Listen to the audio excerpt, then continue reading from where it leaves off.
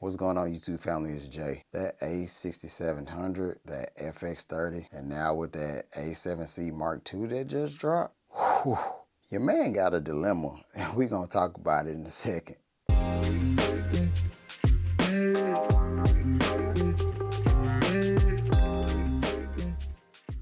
All right, I am in the market to upgrade. Now, there's nothing wrong with my A6400. There's nothing wrong with my ZVE10. But in order to get better colors in videos that I'm going to do in the future, because I'm really about to go outside and shoot some stuff with the camera, I got to get something, that's going to be future-proof. That's one thing about me. I like to buy things that are going to be future-proof. Yeah, sometimes I do buy things to get me started, but once I see an opportunity, then I know that I need to get something that's gonna hold me down in the long run. Kind of like, choosing the car that you want to drive. Yeah, some people like it for luxury, the way it looks.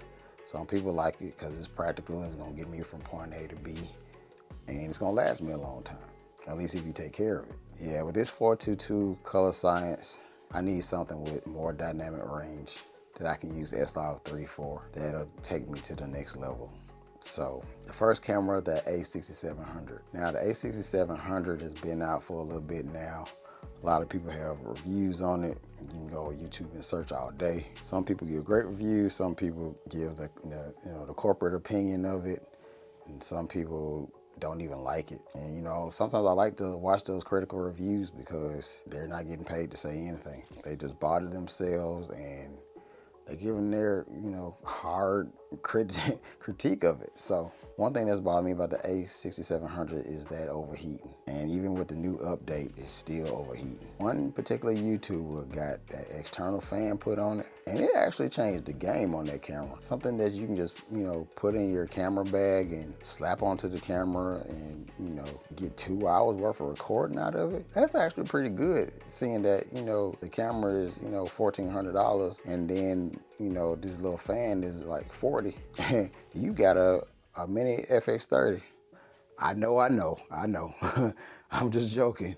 But still, you got the same sensor as the FX30. You don't have Cine EI, but you still got the same dual ISOs of 800 and 2500. It's a baby FX30 in a sense, at least to me. But, you got the auto framing feature. You got electronic viewfinder. It's small, lightweight, compact. You got 4K 60, no crop. 4K 60, no crop. That's pretty doggone good, especially for the A6700. But you still gotta worry about the overheating. Let's get into that FX30. I know I said in the previous video I was gonna get the FX30. I like the FX30, but there's one reason, and you might blast me for this, but I'm just saying my opinion. The only reason that's keeping me from the FX30 is it does not have the AI features.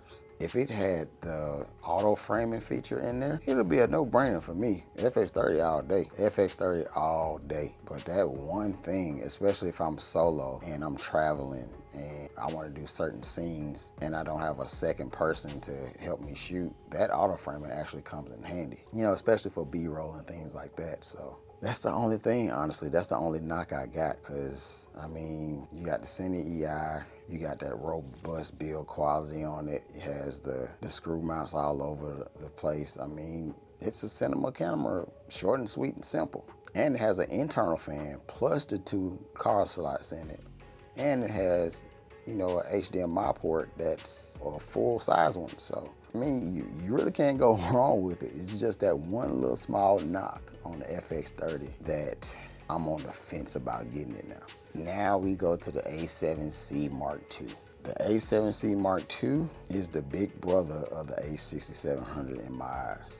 Even though it has a full frame sensor in it, it's the same thing. It has all the AI features of it. It has 7-stop IBIS instead of 5-stop IBIS, but I didn't think that the price tag on it was going to be, $21.99. I thought it would have been like sub $2,000 somewhere, just between the A6700 and slightly above the FX30. I mean, they put the ZVE1 and the A7C at the same price point just about. So I just thought that was a little odd because you don't have a EVF on the ZVE1. So I just thought that pricing was a little odd to me. And plus, if you don't have full frame lenses and you're coming from APS-C, you're gonna have to get at least one full frame lens on it. And even the one that comes in the kit, you know, you're like $2,500 out the door. At $2,500, you know, you might as well put a little bit more with it at that point. But you get the better low light performance, you know, with a full frame sensor,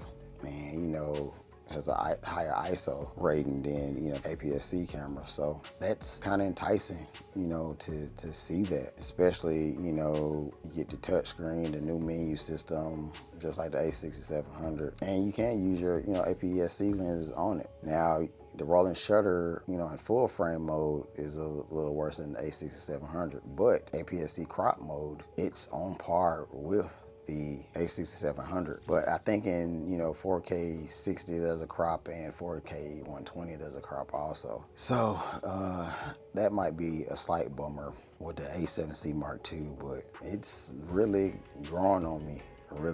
And you don't have the overheating issue. That's a big deal too. You know, the A6700, everybody had the overheating issues, right? Even with the ZVE1, everybody had the overheating issues with that. For some reason, the heat management in the A7C Mark II is actually pretty good. Some people recorded over 2 hours with it, no issues. Now that's in 75-degree temperatures, but down here in the South where I'm at, you got upper 90s, sometimes in the hundreds out here. Yeah, I got a dilemma between these three. I am going to go to Best Buy. I have not tried holding the FX30 in my hand to see the size difference in it. So I'm definitely going to go look at the FX30. Hopefully they have a A6700 there also that I can put my hands on.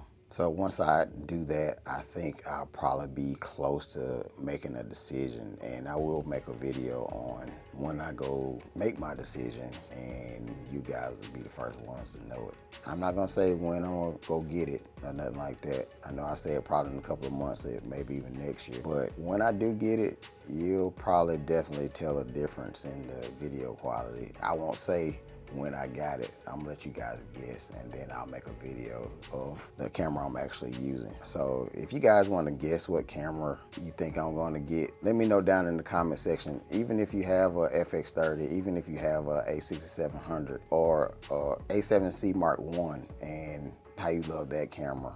Or you can even throw the A7 IV in there. So let me know down in the comment section why you like that camera. Why would you pick one over the other choice-wise? Even, you know, throw a random in there, you know, throw a curveball in there and, you know, explain why. Some people like the GH5 from Panasonic, so, you know, it's gonna be something. One piece of advice that a good YouTuber put out was buy something that won't get in your way. And you know, that was pretty good advice. You know, you don't want to buy something and then regret buying it later. When I hear the word get in my way, it's like, hey, if I buy a camera and I'm shooting video and all of a sudden it overheats on me, it's in my way. So, you know, with the external fan, you know, being out now and being put on the back of these cameras and people are doing tests with it, it seems promising.